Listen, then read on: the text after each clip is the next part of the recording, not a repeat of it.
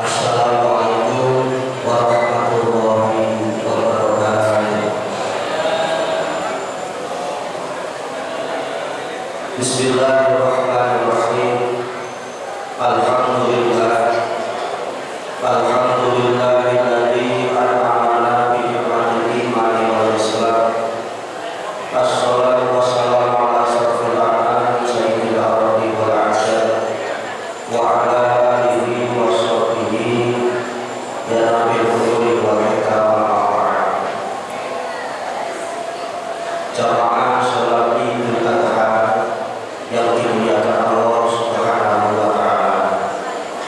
Sebelum rangkaian sholat Idul Adha dimulai, perlu kami sampaikan beberapa informasi. Yang pertama, dimohon kepada jemaah bapak-bapak yang masih berada di dalam masjid untuk bisa masuk ke dalam masjid, karena ruangan di dalam masjid bisa diisi oleh jemaah. Yang kedua, selaku imam dan khatib sholat Idul Adha 1445 Hijriah, beliau yang terhormat Bapak Profesor Dr. Kiai Haji Samsul Ma'arif TKI, Guru Besar Universitas Islam Negeri Wali Semarang, dimohon kepada seluruh jamaah ketika khatib menyampaikan materi khotbah tidak berbicara sendiri, dan ketika para jamaah berbicara maka akan sia-sia rangkaian ibadah sholat Idul Adha. Informasi yang ketiga, kami selaku panitia Idul Adha Masjid Al-Ihsan mengucapkan terima kasih atas kepercayaan para jemaah yang telah menitipkan, menjaga, mengolah, mendistribusikan hewan kurban panjenengan, dan alhamdulillah sampai pagi ini berkumpul 11 ekor sapi dan 25 ekor kambing. Mudah-mudahan para jamaah, para mudhari yang tahun ini menitipkan kurbannya di Masjid Al-Ihsan, ibadahnya diterima oleh Allah Subhanahu wa ta'ala. Informasi yang keempat, perlu kami sampaikan bahwasannya Masjid Al-Ihsan di bulan Muharram ada beberapa kegiatan. Yang pertama, 1 Muharram karnaval, 9 Muharram Fardil Quran, 10 Muharram Santunan Al-Qiyam, dan 20 Muharram atau 26 Juli pengajian umum dalam rangka Al-Ihsan bersolawat dengan berbicara Ustaz Wijayanto dari Yogyakarta. Mohon informasi yang kami sampaikan bisa dipahami dan dimengerti dan dilaksanakan seluruh jamaah. Doa kami mudah-mudahan amalan-amalan yang telah kita lakukan, mulai dari puasa Tarwiyah, puasa Arafah, Idul Kurban, sholat Idul Adha, semuanya diterima oleh Allah Subhanahu wa ta'ala. Alhamdulillah wa billahi ta'ala. Al-Fatihah.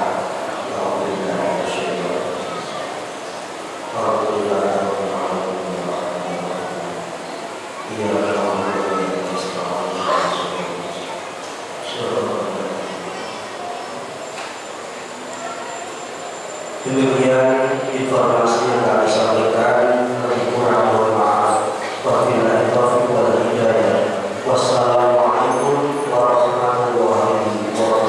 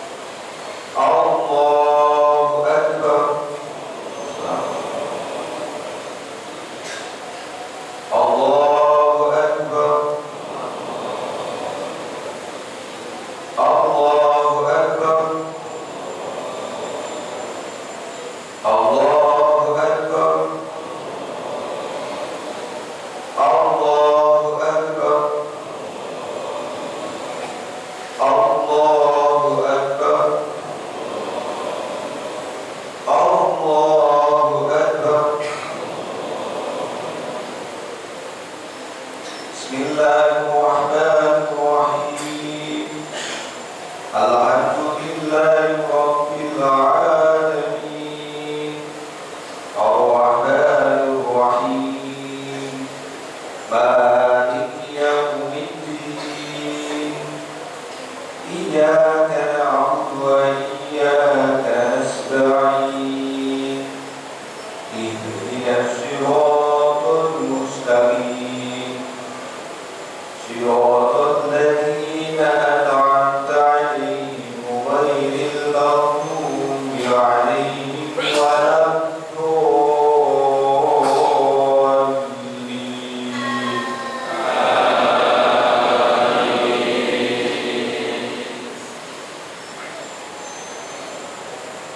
Bismillahirrahmanirrahim. Allahu nurus samawati wal ardh. Masaluhu kamishkatin fiha misbah. Al-misbah fi zujajah. Az-zujajatu ka'annaha kawkabun durriyyun yuqadu min shajarah.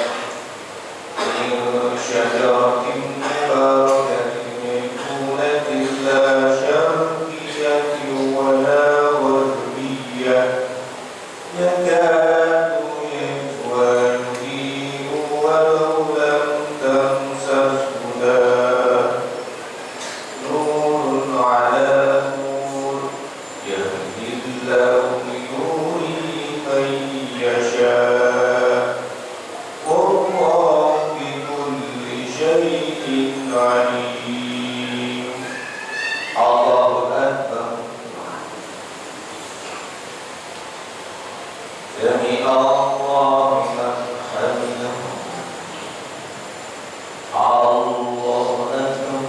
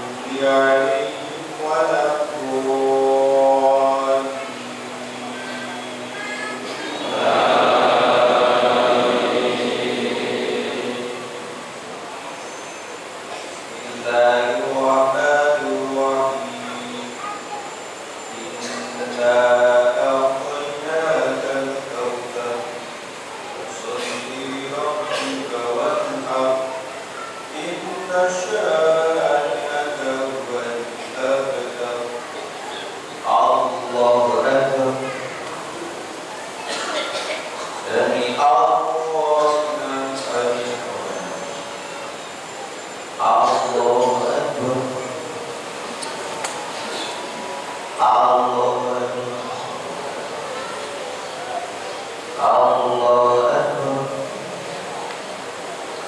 أكبر. الله أكبر.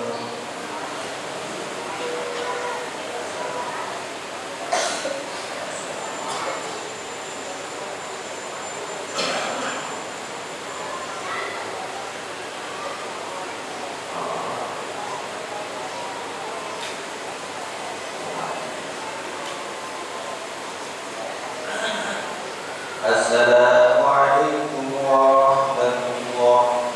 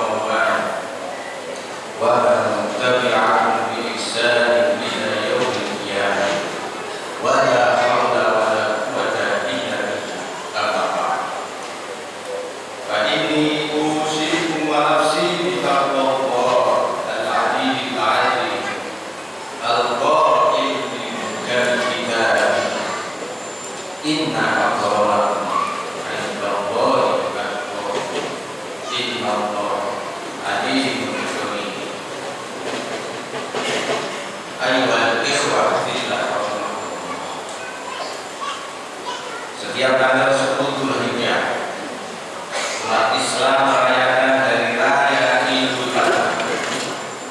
Hari raya ini dalam realitas sosiologis masyarakat Muslim biasanya sering disebut hari raya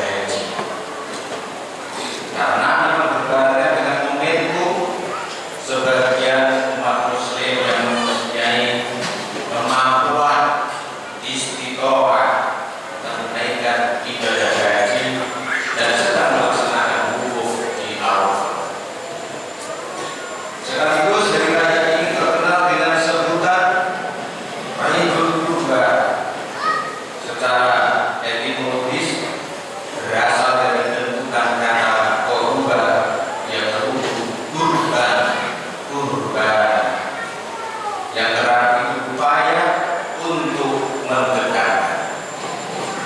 Dalam makna terminologisnya, istilah kurban atau adalah udhiyah sebagaimana penjelasan Wahbah al-Huwaini dalam kitab Al-Fiqhul Islam Wajilah adalah menyembelih hewan tertentu dengan niat mendekatkan diri kepada Allah dalam waktu tertentu pula.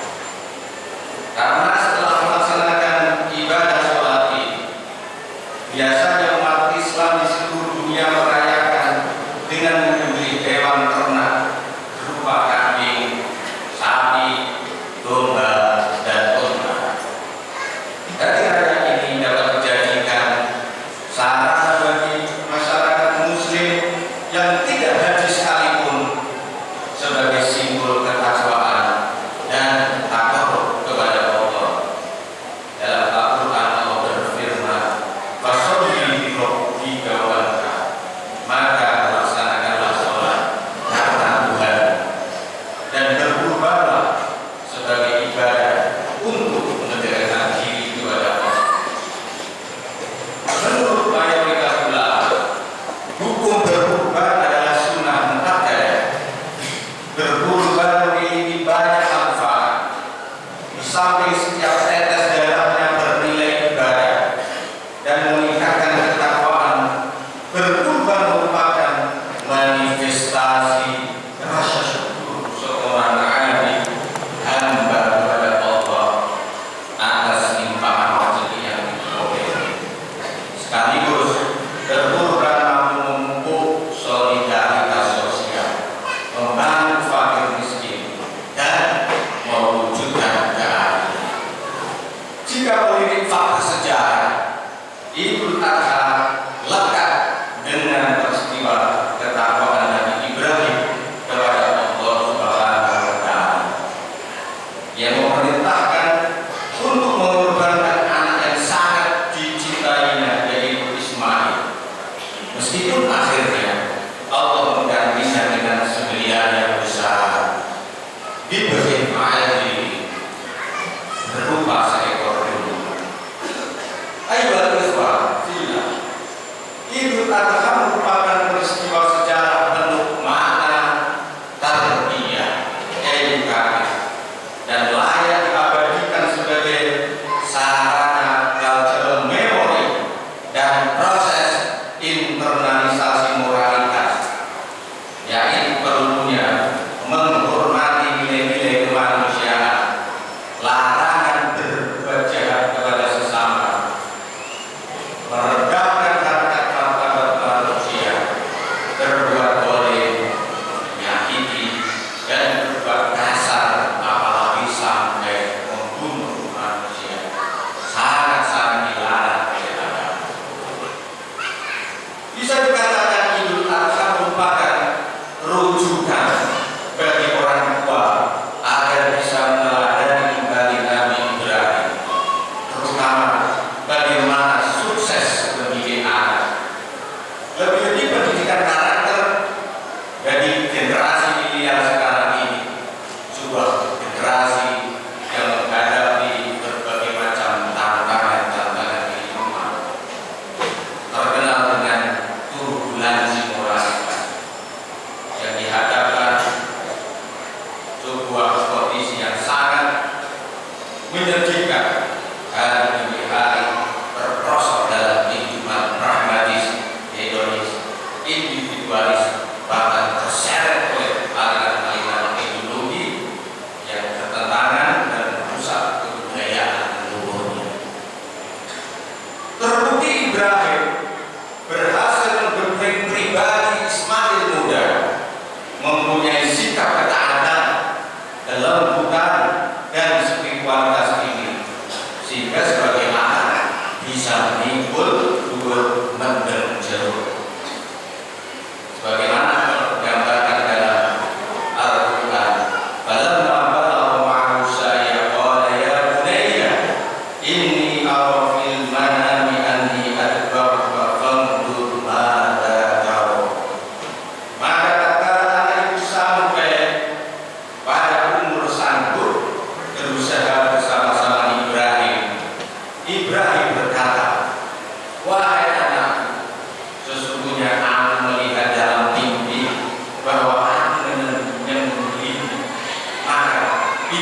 ceritakanlah apa pendapat. Maka ketika Ibrahim menceritakan mimpinya, diperintah Allah untuk membunuhnya, Ismail dengan gagah berani menjawab, qala ya abati al-ma'u satajiduni insyaallah minas sabirin. Hai bapakku, kerjakanlah apa yang diperintahkan kepada, insya Allah kamu akan mendapatiku termasuk orang-orang yang sabar. Memperhatikan dialog intensif antara seorang ayah dengan anak dalam ayat tersebut. Betapa pendidikan karakter yang diterapkan oleh Ibrahim lebih mendahulukan sikap membiasakan uswah hasanah, percontohan yang baik pada putranya serta kaumnya. Meskipun sebagai orang tua yang mempunyai struktur dominan, tidak serta-merta menggunakan kekuasaannya untuk menekan, mempreser seorang anak. Seolah-olah dalam perspektif pendidikan, ilmu pendidikan kritis, Ibrahim tak melakukan penindasan atau penjinaan yang menggiring anak ke arah ketaatan bisu dan dipaksa dia. Melainkan Ibrahim memposisikan anaknya secara equal, setara, dan dianggap sebagai partner dialog dalam mencari kebenaran. Karena model pendidikan Ibrahim sangat humanis, memuliakan dan memberikan penghormatan pada anak, wajar jika Ismail meskipun tergolong masih berumur muda, ia telah menunjukkan rasa penghormatan, memiliki empati, dan terbukti mampu berbakti pada orang tuanya. Sebagai kapasitas anak, Ismail mampu menempatkan secara kritis dan profesional ketika berkomunikasi kepada Ibrahim. Tampak sekali ia memiliki kecerdasan luar biasa, sehingga mampu memberikan alternatif pemecahan terhadap masalah dan kegalauan yang dihadapi orang tuanya. Begitu mesranya, begitu indahnya komunikasi yang satu antara anak dan orang tua, ataupun sebaliknya orang tua terhadap anak. Tanpa kekerasan, tapi malah justru mampu mengeksplorasi, mengidentifikasi masalah, dan bisa memecahkan bersama-sama. Intinya Ismail mampu melakukan enforcement agar apa? Ya, agar ayahnya merealisasikan apa yang menjadi perintah Allah dengan penuh iman, serta membuktikan kepada Ibrahim kalau dia, Ismail, termasuk orang yang taat dan sabar terhadap perintah Allah. Keberhasilan seperti inilah keberhasilan mendidik anak yang cerdas, berkarakter, solid, dan mulia. Tentu saja di era seperti ini patut menjadi role model,